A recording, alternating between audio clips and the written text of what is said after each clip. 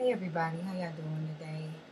It's your girl Rashonda LeGrand, aka the Intune Mother, aka Rashonda. I listen to artists, and I'm coming before y'all today, real quick, on some different things. And over the past few days, it's been very hard. A lot of people are on Facebook and Twitter and other social media sites that are talking about the verdict with the Martin case, and it's a very sad take, you know, um, for us today in America, especially those of us, in the African American community. And I just wanted to just kind of touch bases on some ideas of healing, and what I believe this is inciting for us as a community. Basically, what is inciting is the idea of racism, and it's consistent, and they know how we feel, you know, and it's not an issue for them. And what I want people to understand and to know is that we have to learn how to put our prayers to work.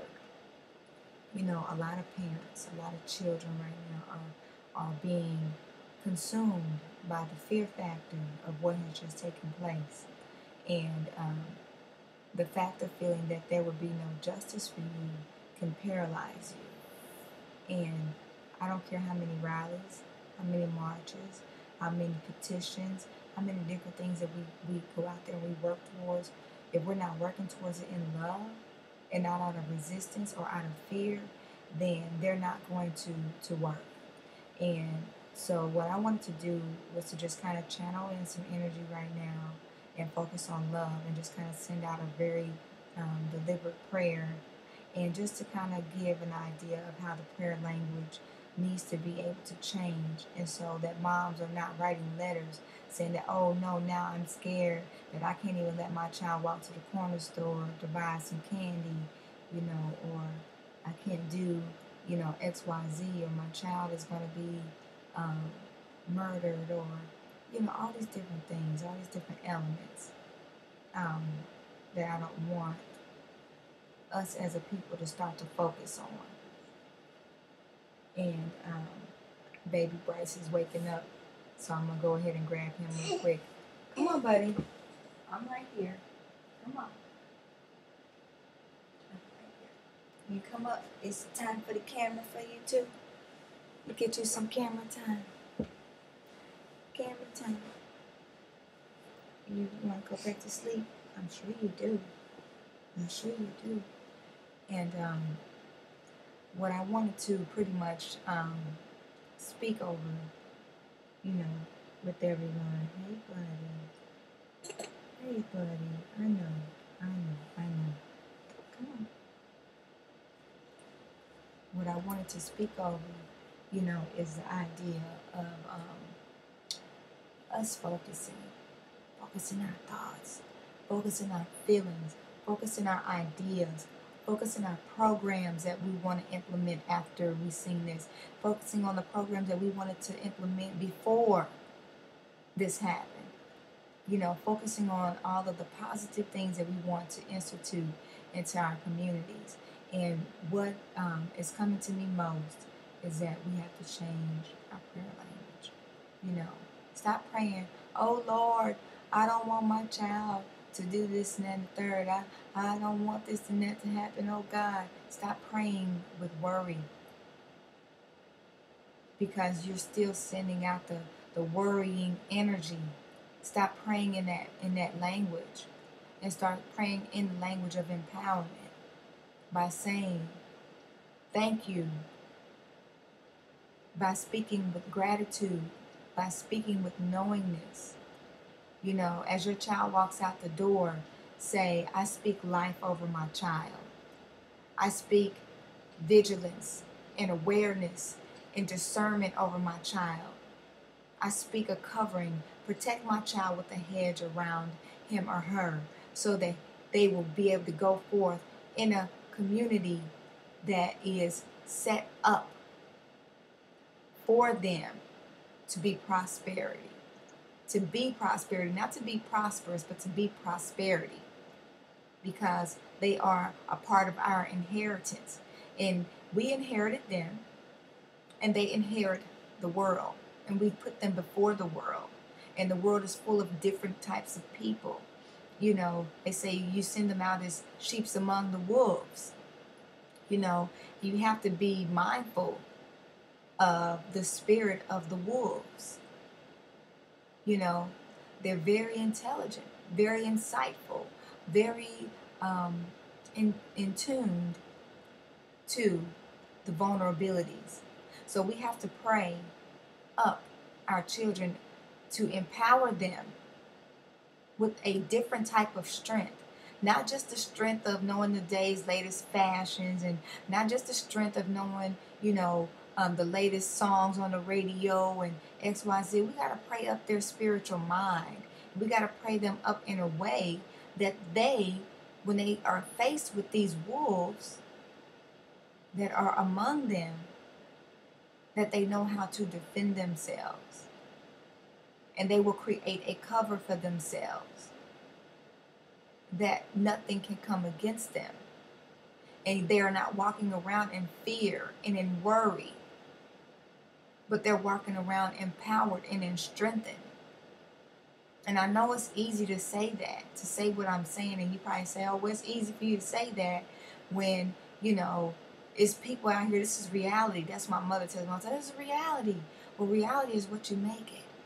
If you walk around scared, then you're going to get instances in your life that will make you have to exude what you're afraid of. You know, if you walk around fearless, then you are presented with opportunities to continue to spread your wings and fly. You know, and I'm not saying that this thing happened to Trayvon because his parents were fearful, or, you know, he was scared, or whatever. But when we have the media, the propaganda, pushing all this stuff in our face day in, day out, we have to learn how to pull back, because we are the batteries. Human bodies are the energy and the life force that has governance and control over any and everything that we see going on around us. And if you don't believe that, I'm sorry. But we do. And especially being of color. Don't be afraid of the dark. We come from darkness. Triple darkness. In the beginning, there was darkness, and there was void, and there was nothingness. So when people talk about, black people ain't nothing, they this and the third, you know what? You damn right. We come from nothing, but we create everything. Everything was created in the dark. In the darkest of spaces, there was a little small tiny atom, atom, a gene, a M gene, that created and manifested and made the images of man. And we can't walk around fearful of men.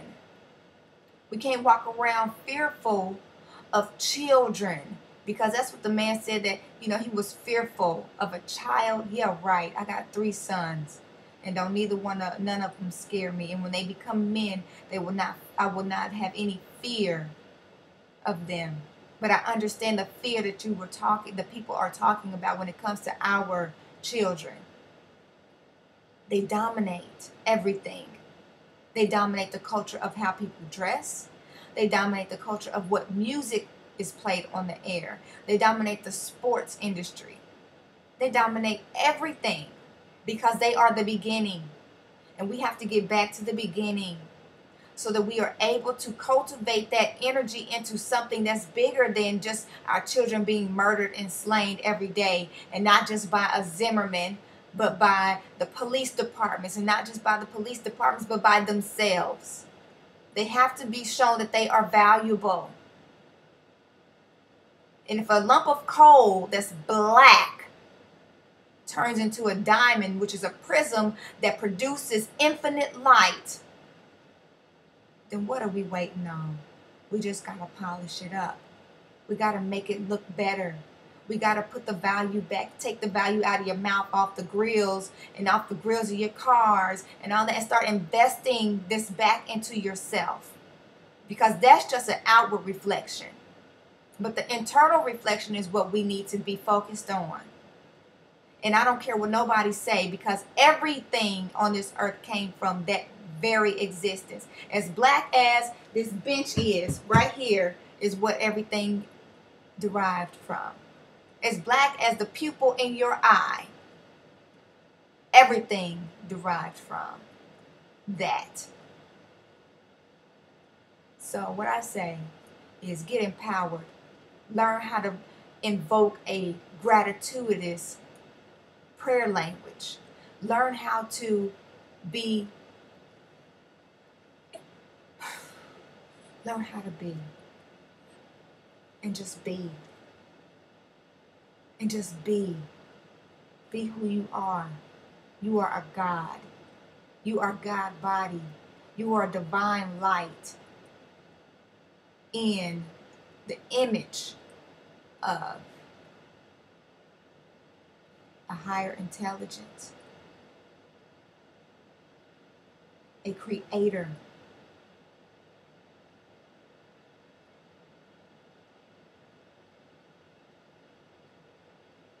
GetEmpowered3000.com, www.getempowered3000.com. Peace and love.